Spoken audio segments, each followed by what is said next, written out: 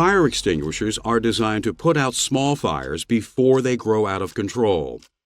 But putting out fires with an extinguisher isn't always easy, and it can be dangerous if you go about it in the wrong way. To use an extinguisher effectively, it's helpful to know what causes things to burn. Fire always needs 3 ingredients: fuel, an oxidizer, and heat. The fuel is any material that will burn, including combustible solids such as wood, paper, cardboard, and some metals. Flammable and combustible liquids such as gasoline, toluene, and some solvents and cleaning solutions. And ignitable gases such as propane and natural gas. A fire must also involve an oxidizer. In most cases, atmospheric oxygen takes on this role.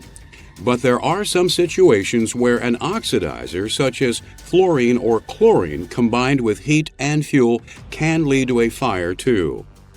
Regardless of the type of oxidizer, the more of it a fire has, the better it can burn, which is why fanning a fire makes it flare up. The third element that a fire needs is heat, a source of ignition, such as a match or an electric spark, that lights it and keeps it burning.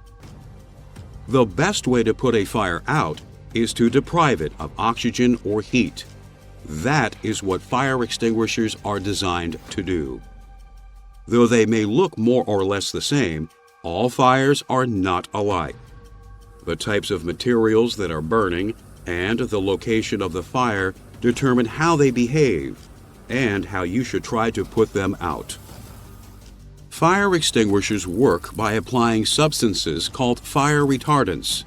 They can cool a fire, deprive it of oxygen, a process known as smothering, or they can do both. But using the wrong type of retardant on a fire can make a bad situation even worse.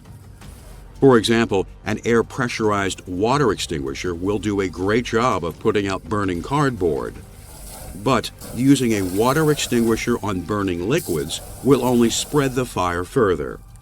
And since water conducts electricity, you wouldn't want to use it on a fire that is burning in or around electrical equipment, because someone could be electrocuted.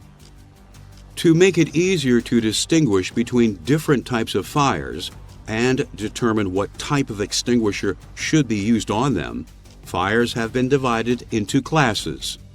Class A fires involve everyday solid combustibles like paper, cardboard, and wood. Extinguishers that discharge water, foam, and some dry chemical agents can be used on this class of fires. Class B fires involve flammable gases, liquids, and some plastics. Extinguishers that discharge dry chemicals, foam, and carbon dioxide should be used on these. Class C fires involve electricity and can occur in any type of electrical equipment. Extinguishers that apply non-conductive substances, such as carbon dioxide and dry chemicals, must be used on Class C fires. Class D fires involve combustible metals and are not very common. They can be dangerous to extinguish. So if you do encounter one, don't try to put it out unless you have been specifically trained to do so. Class K fires involve cooking-related materials, such as cooking oil, grease, and animal fats. They spread quickly and can be difficult to manage. So if you are working in a kitchen or cafeteria, be cautious. The labels on fire extinguishers are always marked with the classes of fires they should be used on. Sometimes they also display pictographs that illustrate the classes.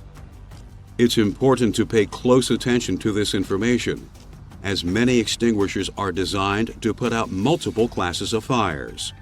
So you can see why you need to know what types of fires could occur at your facility and what extinguishers you should use to fight them. Talk to your supervisor if you have questions.